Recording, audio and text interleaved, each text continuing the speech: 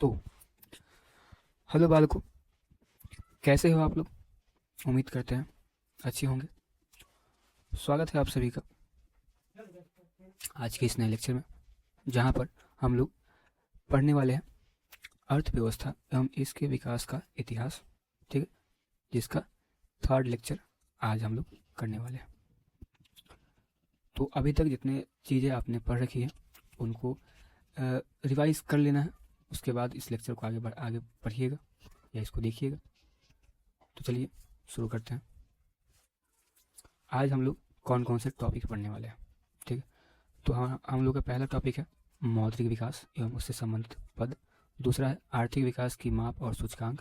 और third topic है बिहार के विकास की स्थिति।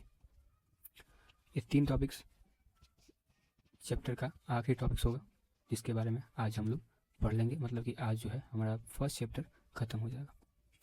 ठीक है, तो बिना समय गवाए शुरू करते हैं पहले टॉपिक से, मौद्रिक विकास एवं इससे संबंधित पद। मौद्रिक विकास का मतलब क्या होता है, पहले इसको समझ लेते हैं। ठीक है, देखिए मौद्रिक का मतलब होता है मुद्रा। अगर हम बात करें मौद्रिक का, तो मौद्रिक का मतलब होता है मुद्रा। मुद्रा का हम अगर अपने शब्द में बोले तो हम बोलेंगे पैसा। ठीक, तो समय के साथ किस प्रकार से पैसे में विकास हुआ, वही इस टॉपिक में हमको समझना है।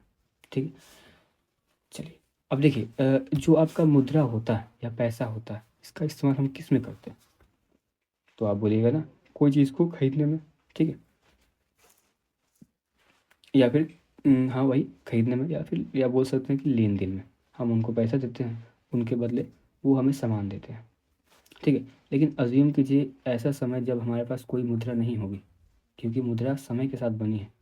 मुद्रा समय से पहले नहीं था, चाहे मनुष्य के पहले नहीं था, मनुष्य बाद में उसको बनाया। तो अज्यूम कीजिए या ना सपोज कीजिए कि हमारे पास अगर मुद्रा नहीं थी तो हम किस प्रकार से सामान को खरीद रहे थे। ठीक है, तो उस समय ना एक प्रणाली उत्पन्न हुई जिसको हम बोलते हैं वस्तु विनिमय प्रणाली। ठीक है,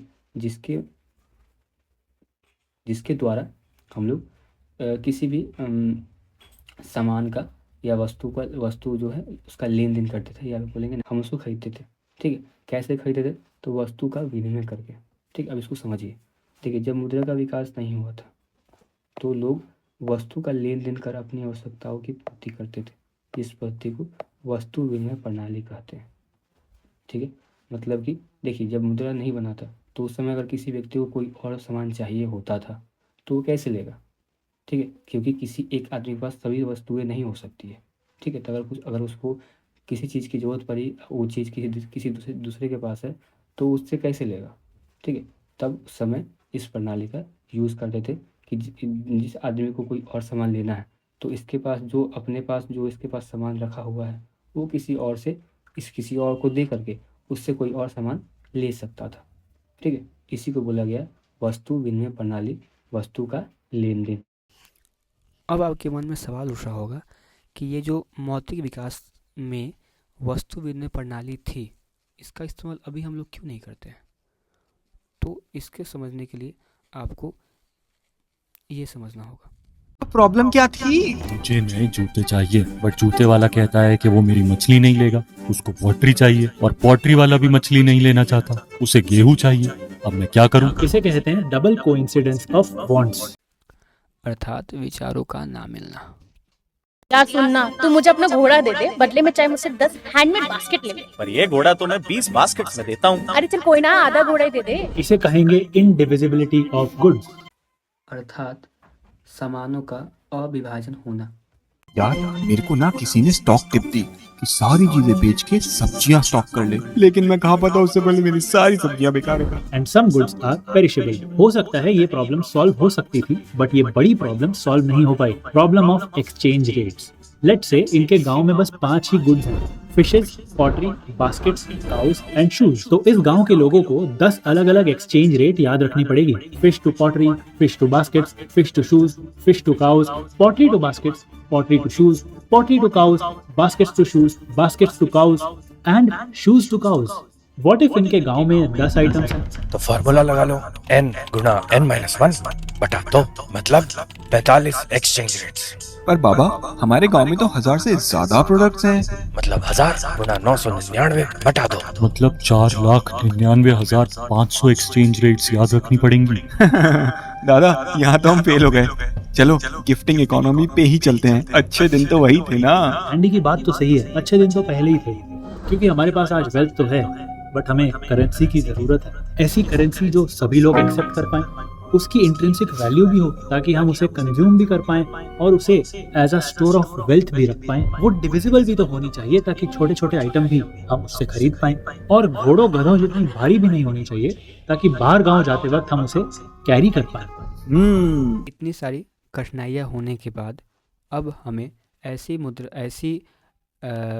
इकाई की आवश्यकता थी जो इन सारी कठिनाइयों को पूरा कर सके या फिर ख़त्म कर सके। ठीक है, तो इसी को लेकर के हम लोगों ने मुद्रा का आविष्कार किया। ठीक है, ऐसा क्यों करना पड़ा, इसके लिए एक और कारण आपको दिया जा सकता है कि समय के साथ ना व्यक्ति की जनसंख्या बढ़ने लगी और आवश्यकता भी बढ़ने लगी। इसी को देख करके हमें मुद्रा का आविष्कार करना पड़ा, क्योंकि वस्तु विनिमय जो प्रणाली थी ये सफिशिएंट नहीं थी, उनके लिए संपूर्ण तरह से सही साबित नहीं हो रही थी। ठीक है, इसलिए हमको मुद्रा का आविष्कार करना पड़ा। अब मुद्रा के आविष्कार होने से क्या होगा कि अब हमें वस्तु को बदलने की आवश्यकता नहीं है, हम मुद्रा के बदले सामान जो है उसको खरीद या फिर बेच सकते हैं। ठीक है, चलिए अब देखिए अर्थव्यवस्था के विकास के साथ, ठीक है, जब लोगों के पास और पैसा आना शुरू हुआ, ठीक है, या फिर मुद्रा जो है उसका विस्तार हुआ, तब अब जो लोग हैं उनको मुद्रा को भी रखने में कठिनाइयाँ का सामना करना पड़ रहा था। ठीक है, तो इसके बाद अब लोग जो है उनको हल्की चीज़ों की आवश्यकता महसूस होने लगी। ठीक है, उसके बाद इसी को ध्यान में रख करके देश की सरकार ने बैंकों की स्थापना करवाई। ठीक है, जिसके द्वारा और आसानी से मुद्रा का स्थानांतरण या हस्तांतरण करने के लिए चेक बनाया। ठीक है, वही लिखा गया है कि अर्थव्यवस्था के विकास के साथ अब लोग मुद्रा से भी हल्की चीज़ की आवश्यकता महसूस करने लगे, क्योंकि अब उनके पास पैसा अधिक हो गया, तो उसको इतना अधिक हो गया कि उसको रखना या फिर उसको ले जाना थोड़ा सा कठिन हो रहा था। तो देश की सरकार ने अपने अधिपत्य से स्थापित बैंकों का निर्माण करवाया। ठीक है, या फिर बैंक का निर्माण करवाया, जिसके द्वारा अब और आसानी से मुद्रा का हस्तांतरण किया जाने लगा, जिसे हम चेक कहते हैं। चेक भी एक प्रकार की मुद्रा है। ठीक है, तो मुद्रा के बाद आया चेक। अब चेक के बाद आपने सुना होगा कि अब जो है फ़ोन पे से भी काम हो जाता है। ठीक, मतलब कि मोबाइल या फिर टेक्नोलॉजी। ठीक है, इसके विस्तार के बाद जब टेक्नोलॉजी जो है उसका विस्तार हुआ तो कंप्यूटर आया। कंप्यूटर जब आया तो उससे बहुत सारी चीज़ें निकली। ठीक है, तो वही हम लोग अगला है कि जब कंप्यूटर या फिर लैपटॉप आ जाने से पैसे का लेन देन और आसानी से होने लगा, क्योंकि अब कैलकुलेशन करने के लिए आदमी को नहीं रखना है, कंप्यूटर ही सारा कैलकुलेशन करके आज जिस आदमी के पास इतना पैसा है उसका डेटा रखता था। ठीक है, तो इससे क्या हुआ कि जो पैसा का लेन देन है वो थोड़ा आसान हो गया, और इस आसान को और करने के लिए ना जो सरकार था वो एटीएम को लेके आया। ठीक है, बैंकों से जिस चिन्हित स्थान से हर समय पैसे निकालने की सुविधा होती है उसे हम एटीएम कहते हैं। ठीक है, एटीएम जो होता है उसको प्लास्टिक मुद्रा भी कहा जाता है।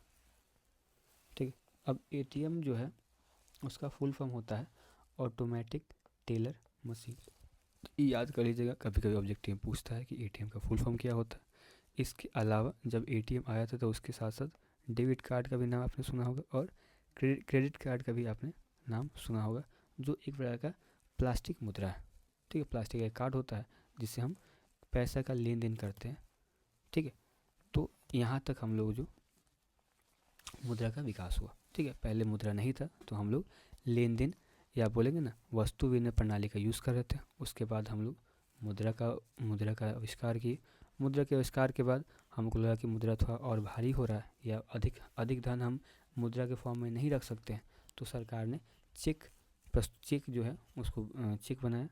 उसके बाद जब हम और आगे बढ़े, जब टेक्नोलॉजी का विस्तार हुआ, उसके बाद हम लोगों ने एटीएम बनाया और एटीएम के बाद डेबिट कार्ड और क्रेडिट कार्ड का भी निर्माण किया, जो एक प्रकार का मुद्रा का ही स्वरूप है जिससे हम पैसे का लेन देन करते हैं। ठीक है, तो ये था हमारा मौद्रिक विकास। ठीक है, अब इसको थोड़ा एक बार शॉर्ट में हम लोग पढ़ लेते हैं। मौद्रिक विकास की संक्षिप्त कहानी। ठीक है, तो पहले आया था वस्तु विनिमय प्रणाली, उसके बाद हम लोगों ने देखा था मौद्रिक प्रणाली। ठीक है, मुद्रा आया था, मौद्रिक प्रणाली जिसमें हम लोगों ने जो है मुद्रा का आविष्कार किया था। उसके बाद चेक आया, उसके बाद एटीएम प्रणाली आया, फिर आया डेबिट कार्ड और फिर आया क्रेडिट कार्ड। ठीक है, तो इस प्रकार से जो है मुद्रा का विकास हुआ था, जिसमें हम लोग पहले वस्तु विनिमय प्रणाली, वस्तु का लेन देन करते थे, उसके बाद मुद्रा का आविष्कार किए मौद्रिक प्रणाली, उसके बाद हम लोग चेक जो है चेक का यूज़ करने लगे, फिर चेक के अलावा हम लोग एटीएम का भी यूज़ करते हैं, उसके बाद डेबिट कार्ड भी आया और क्रेडिट कार्ड भी आया। ठीक है, तो इतने सारे मुद्रा जो है इसका हम लोगों ने आविष्कार किया और यही दर्शाता है कि हम लोग किस प्रकार से मुद्रा का विकास कर सके। ठीक है, तो आज के लिए हम लोग इतना ही रहने देते हैं। जो चीज़ बच गया है उसको अगले क्लास में हम लोग निपटा देंगे। ठीक है।